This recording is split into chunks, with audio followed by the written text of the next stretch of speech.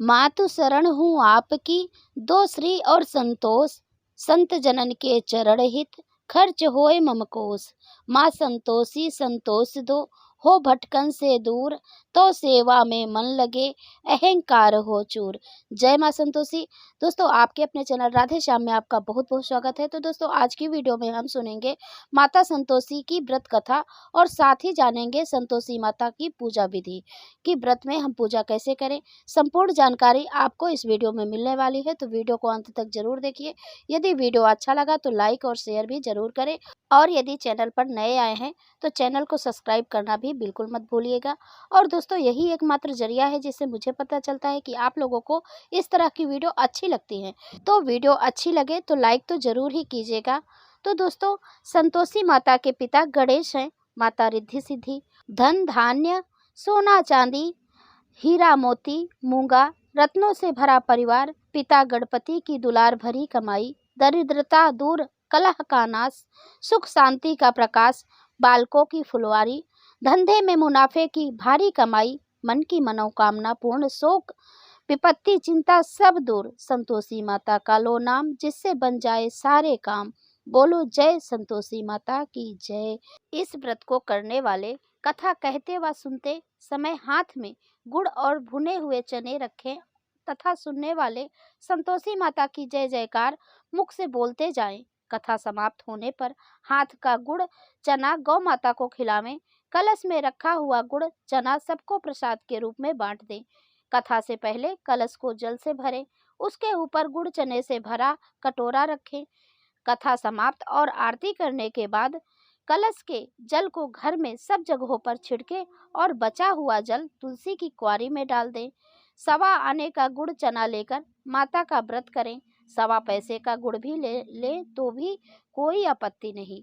गुड़ घर में हो तो लेवें, विचार ना करें, क्योंकि माता भावना की भूखी है। कम ज्यादा का कोई विचार नहीं है, इसलिए जितना बन पड़े श्रद्धा से समर्पण करें। श्रद्धा और प्रेम से प्रसन्न हो व्रत करना चाहिए। व्रत के उद्यापन में 2.5 सेर खाजा, मोयनदार पूड़ी और खीर चने का साग नैवेद्य रखें। घी का दीपक जलाकर संतोषी माता की जय जयकार बोलें तथा नारियल फोड़ें।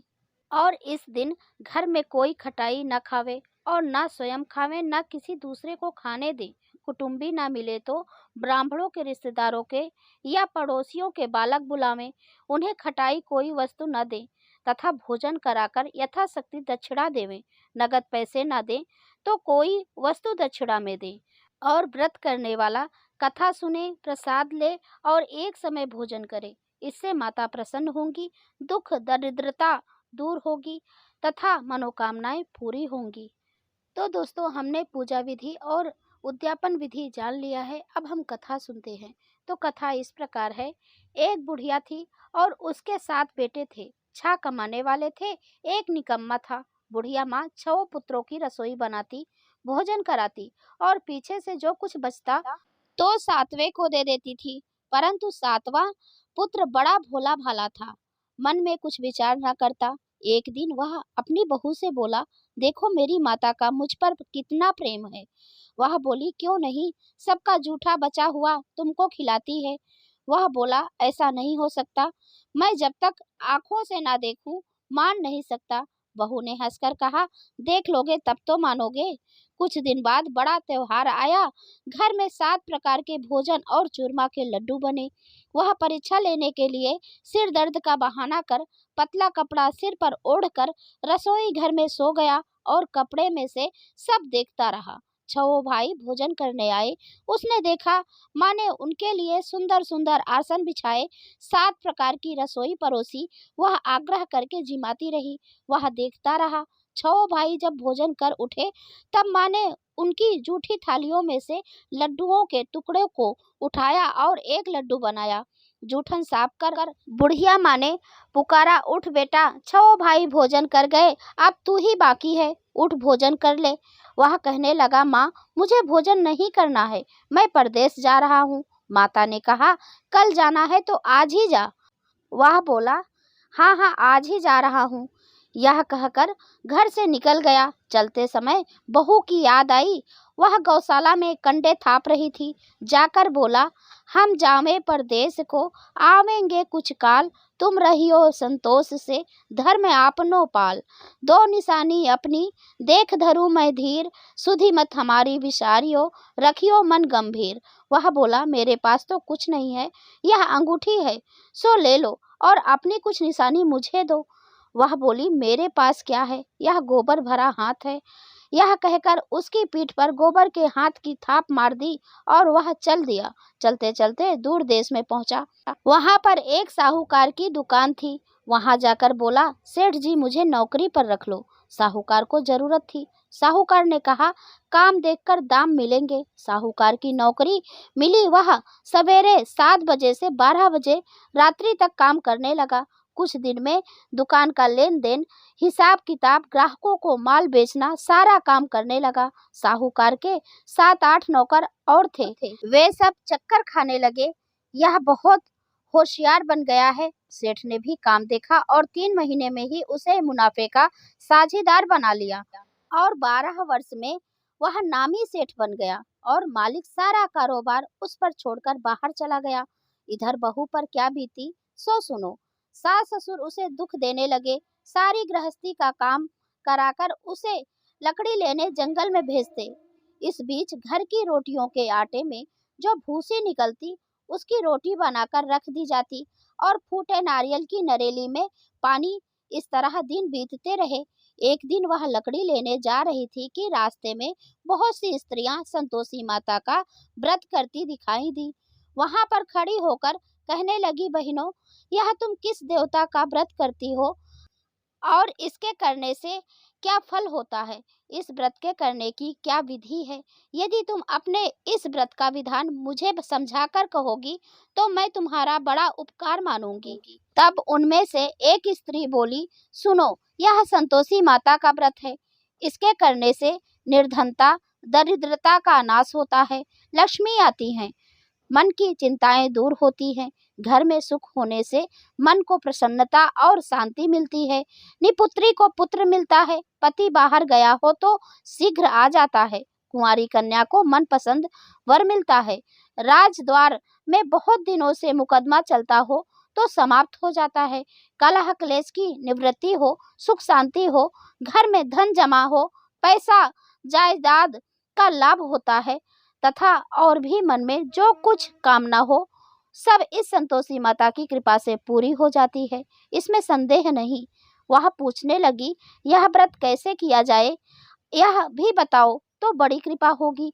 स्त्री कहने लगी, 1.25 आने का गुड़ चना लेना, इच्छा हो तो 5.25 आने का लेना, या 1.25 रुपए का भी सहूलियत के अनुसार लेना, बिना परेशानी, श्रद्धा और प्रेम से जितना भी बन सके सवाया लेना। 5.25 पैसे से 5.25 आने तक, इससे भी ज्यादा शक्ति और भक्ति के अनुसार गुड़ और चना ले। हर शुक्रवार को निराहार रहकर कथा कहना सुनना, इसके बीच क्रम टूटे नहीं, लगातार नियम पालन करना। सुनने वाला कोई ना मिले तो घी का दीपक जलाकर उसके आगे जल के पात्र को रख कर कथा कहें, परंतु नियम ना टूटे जब तक कार्य सिद्ध न हो। नियम पालन करना और कार्य सिद्ध हो जाने पर व्रत का उद्यापन करना। 3 मास में माता पूरा फल प्रदान करती हैं। यदि किसी के खोटे ग्रह हो तो भी माता 1 वर्ष में अवश्य कार्य सिद्ध करती हैं। कार्य सिद्ध होने पर ही उद्यापन करना चाहिए, बीच में नहीं। उद्यापन में 2.5 सेर आटे का खाजा तथा इसी अनुसार से खीर तथा चने का साग करना। 8 लड़कों को भोजन कराना। जहाँ तक मिले देवर जेठ भाई बंधु कुटुंब के लड़के लेना, ना मिले तो रिश्तेदारों और पड़ोसियों के लड़के बुलाना, उन्हें भोजन करा, यथाशक्ति दक्षिणा देना। माता का नियम पूरा करना। उस दिन घर में कोई खटाई न खावे। सुन बुढ़िया की बहू चल दी। रास्ते में लकड़ी के बोझ को बेच दिया और उन पैसों से गुड़ चना ले माता के व्रत की तैयारी कर ली। आगे चली और सामने मंदिर देख पूछने लगी, यह मंदिर किसका है? सब कहने लगे, संतोषी माता का मंदिर है। यह सुन माता के मंदिर में जा माता के चरणों में लौटने लगी, विनती करने लगी, माँ मैं दीन हूँ, निपट मूर्ख हूँ, व्रत के नियम कुछ नहीं जानती हूँ, मैं बहुत दुखी हूँ। हे माता जगत जननी, मेरा दुख दूर कर, मैं तेरी शरण हूँ। माता को दया आई। एक शुक्रवार बीता कि दूसरे शुक्रवार को ही उसके पति का पत्र आया और तीसरे को उसका भेजा हुआ पैसा आ पहुंचा। यह देखकर जेठानी मुंह सिकोड़ने लगी। इतने दिनों बाद इतना पैसा आया, इसमें क्या बढ़ावा है। लड़के ताने देने लगे। काकी के पास अब पत्र आने लगे, रुपया आने लगा। अब तो काकी की खातिर बढ़ेगी, अब तो काकी बुलाने से भी नहीं बोलेगी। बेचारी सरलता से कहती, भैया पत्र आवे, रुपया आवे तो हम सबके लिए अच्छा है। ऐसा कहकर आंखों में आंसू भरकर संतोषी माता के मंदिर में मातेश्वरी के चरणों में गिरकर रोने लगी। माँ, मैंने तुमसे पैसा नहीं मांगा, मुझे पैसे से क्या काम है, मुझे तो अपने सुहाग से काम है। मैं तो अपने स्वामी के दर्शन और सेवा मांगती हूँ। तब माता ने प्रसन्न होकर कहा, जा बेटी, तेरा स्वामी आएगा। यह सुन खुशी से बावली हो घर जाकर काम करने लगी। अब संतोषी माँ विचार करने लगी, इस भोली पुत्री से मैंने कह तो दिया तेरा पति आएगा, पर आएगा कहाँ से। वह तो इसे स्वप्न में भी याद नहीं करता, उसे याद दिलाने मुझे जाना पड़ेगा। इस तरह माता उस बुढ़िया के बेटे के पास जा स्वप्न में प्रकट हो कहने लगी, साहूकार के बेटे, सोता है या जागता है। वह कहता है, माता सोता भी नहीं हूँ, जागता भी नहीं हूँ, क्या आज्ञा है। माँ कहने लगी, तेरा घर बार है या नहीं। वह बोला, मेरा सब कुछ है माता। माँ बाप, भाई बहन, बहू, क्या कमी है। माँ बोली, पुत्र, तेरी घरवाली बहुत कष्ट उठा रही है। वह बोला, माता यह तो मुझे मालूम है, परंतु जाऊं कैसे। परदेश की बात है, लेन देन का कोई हिसाब नहीं, कोई जाने का रास्ता नजर नहीं आता, कैसे चला जाऊं। माँ कहने लगी, मेरी बात मान, सवेरे नहा धोकर संतोषी माता का नाम ले, घी का दीपक जला, दंडवत कर दुकान पर जा बैठना। देखते देखते तेरा लेन देन चुक जाएगा, जमा का माल बिक जाएगा, सांझ होते होते धन का ढेर लग जाएगा। अब तो वह सवेरे बहुत ही जल्दी उठ मित्र बंधुओं से अपने सपने की बात कहता है। वे सब उसकी बात अनसुनी कर दिल लगी उड़ाने लगे। उसमें से एक बूढ़ा व्यक्ति बोला, देखो भाई, सच या झूठ कहने से क्या मतलब, जैसे देवी ने कहा है वैसा करने में तेरा क्या जाता है। अब बूढ़े की बात मानकर नहा धोकर संतोषी माता को दंडवत कर घी का दीपक जला दुकान पर जा बैठता है। थोड़ी देर में वह क्या देखता है कि देने वाले रुपए लाए, लेने वाले हिसाब लाए, कोठे में भरे सामानों के खरीदार नगद दाम में सौदा करने लगे। शाम तक धन का ढेर लग गया। मन में माता का नाम ले प्रसन्न हो घर जाने के वास्ते गहना कपड़ा सामान खरीदने लगा। यहाँ के काम से निपट कर घर को रवाना हुआ। यहाँ बेचारी बहू जंगल में लकड़ी लेने जाती, लौटते वक्त माता जी के मंदिर पर विश्राम करती। वह तो उसका रोज रुकने का स्थान ठहरा। दूर से धूल उड़ती देख वह माता से पूछती है, हे माता, यह धूल कैसी उड़ रही है। माँ कहती है, हे पुत्री, तेरा पति आ रहा है। अब तू ऐसा कर, लकड़ियों के 3 बोझ बना, एक नदी के किनारे रख, दूसरा मेरे मंदिर पर और तीसरा अपने सिर पर रख। तेरे पति को लकड़ी का गट्ठा देखकर मोह पैदा होगा, वह यहाँ रुकेगा, नाश्ता पानी बना खाकर माँ से मिलने जाएगा। तू लकड़ी का बोझ उठाकर जाना और बीच चौक में गट्ठा डालकर 3 आवाजें जोर से लगाना, लो सासू जी लकड़ियों का गट्ठा लो, भूसी की रोटी दो, नारियल के खोपड़े में पानी दो, आज कौन मेहमान आया है। माँ की बातें सुनकर वह अच्छा माता जी कहकर प्रसन्न मन हो लकड़ियों के 3 गट्ठे ले आई। एक नदी के तट पर, एक माता के मंदिर पर रखा। इतने में ही वह मुसाफिर आ पहुंचा। सूखी लकड़ी देख उसकी इच्छा हुई कि अब यहाँ निवास करे और भोजन बना खाकर फिर गांव चले। इस प्रकार भोजन बना विश्राम ले गांव को गया। उसी समय बहू सिर पर लकड़ी का गट्ठा लिए आती है, उसे आंगन में डालकर जोर से 3 आवाज देती है, लो सासू जी लकड़ी का गट्ठा लो, भूसी की रोटी दो, नारियल के खोपड़े में पानी दो, आज कौन मेहमान आया है।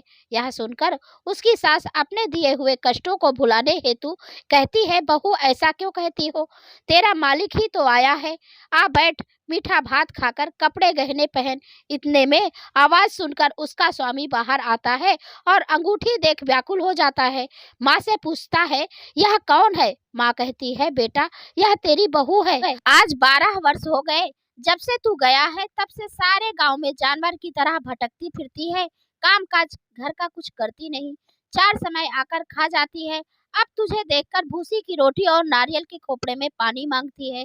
वह लज्जित हो बोला, ठीक है माँ, मैंने इसे भी देखा है और तुम्हें भी। अब मुझे दूसरे घर की चाबी दो और मैं उसमें रहूंगा। ठीक है बेटा, जैसी तेरी मर्जी। यह कहकर माँ ने ताली का गुच्छा पटक दिया। उसने लेकर दूसरे कमरे को खोलकर सारा सामान जमाया। एक दिन में ही वहां राजा के महल जैसा ठाट बाट बन गया। अब क्या था, वह सुख भोगने लगी। तत्पश्चात अगला शुक्रवार आया। उसने अपने पति से कहा, मुझे माता का उद्यापन करना है। उसका पति बोला, बहुत अच्छा, खुशी से कर ले। तुरंत ही वह उद्यापन की तैयारी करने लगी। जेठ के लड़के को भोजन के लिए कहने गई। उसने मंजूर किया, परंतु पीछे अपने बच्चों को सिखलाती है, देखो रे, भोजन के बाद सब लोग खटाई मांगना, जिससे इसका उद्यापन पूरा ना हो। लड़के जिमने आए, खीर पेट भरकर खाई, परंतु जब बात याद आई तो कहने लगे, हमें कुछ खटाई खाने को दो, खीर खाना हमें भाता नहीं, देखकर अरुचि होती है। लड़के उठ खड़े हुए, बोले, पैसे लाओ। भोली बहू कुछ जानती न थी, सो उन्हें पैसे दे दिए। लड़के उसी समय उठ करके इमली ले खाने लगे। यह देखकर बहू पर माताजी ने कोप किया। राजा के दूत उसके पति को पकड़ कर ले गए। जेठ जेठानी मनमाने खोटे वचन कहने लगे। लूट लूट कर धन इकट्ठा कर लाया था, सो राजा के दूत उसे पकड़ कर ले गए हैं। अब सब मालूम हो जाएगा जब जेल की रोटी खाएगा। बहू से यह वचन सहन नहीं हुआ।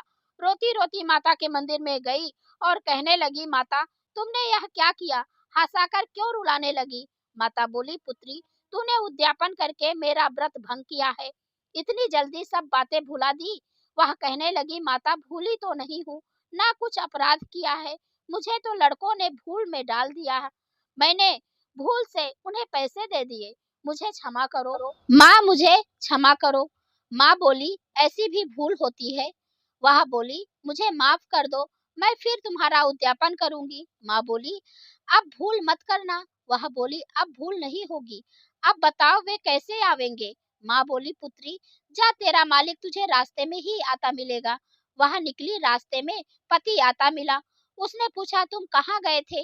वह कहने लगा, इतना धन जो कमाया है उसका टैक्स राजा ने मांगा था, वह भरने गया था।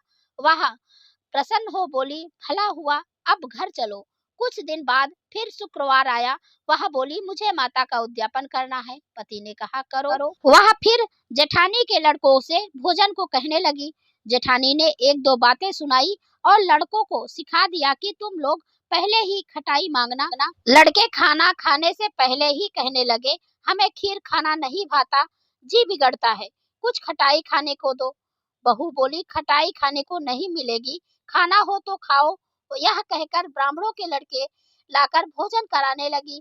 यथाशक्ति दक्षिणा की जगह एक एक फल उन्हें दिया। इससे संतोषी माता प्रसन्न हो गई। माता की कृपा होते ही 9वें मास उसको चंद्रमा के समान सुंदर पुत्र प्राप्त हुआ। पुत्र को लेकर प्रतिदिन माताजी के मंदिर को जाने लगी। माँ ने सोचा कि रोज आती है, आज क्यों ना मैं ही उसके घर चलूं, इसका आसरा देखूं तो सही। यह विचार कर माता ने भयानक रूप बनाया। गुड़ और चने से सना मुख, ऊपर से सूंड के समान ओठ, उस पर मक्खियां भिनभिना रही हैं। देहली पर पैर रखते ही उसकी सास चिल्लाई, देखो रे, कोई चुड़ैल डाकनी चली आ रही है, लड़कों इसे भगाओ, नहीं तो किसी को खा जाएगी। लड़के डरने लगे, चिल्लाकर खिड़की बंद करने लगे। बहू रोशनदान से देख रही थी, प्रसन्नता से पगली होकर चिल्लाने लगी, आज मेरी माँ मेरे घर आई है। यह कहकर बच्चे को दूध पिलाने से हटाती है। इतने में सास का क्रोध फूट पड़ा। मेरी राण, इसे देखकर कैसे उतावली हुई, जो बच्चे को पटक दिया। इतने में माँ के प्रताप से जहाँ देखो वहाँ लड़के लड़के नजर आने लगे। बहू बोली, माँ जी, मैं जिनका व्रत करती हूँ यह वही संतोषी माता है। इतना कहकर झट से सारे घर के किवाड़ खोल दिए। सबने माता के चरण पकड़ लिए और विनती कर कहने लगे, हे माता, हम मूर्ख हैं, हम अज्ञानी हैं, तुम्हारे व्रत की विधि हम नहीं जानती, तुम्हारा व्रत भंग कर हमने बड़ा अपराध किया है। हे माता, आप हमारे अपराध को क्षमा करो। इस प्रकार माता प्रसन्न हुई। हे माता, बहू को जैसा फल दिया वैसा सबको दे, और जो यह कथा कहे या सुने उसका मनोरथ पूर्ण हो। तो एक बार प्रेम से बोलिए माँ संतोषी की जय। इसके बाद आरती करनी चाहिए। और दोस्तों ये थी आज की वीडियो। यदि यह वीडियो आपको अच्छी लगी है तो लाइक और शेयर करें और चैनल को सब्सक्राइब जरूर करें। अब मैं मिलती हूँ अगले वीडियो में, तब तक के लिए नमस्कार।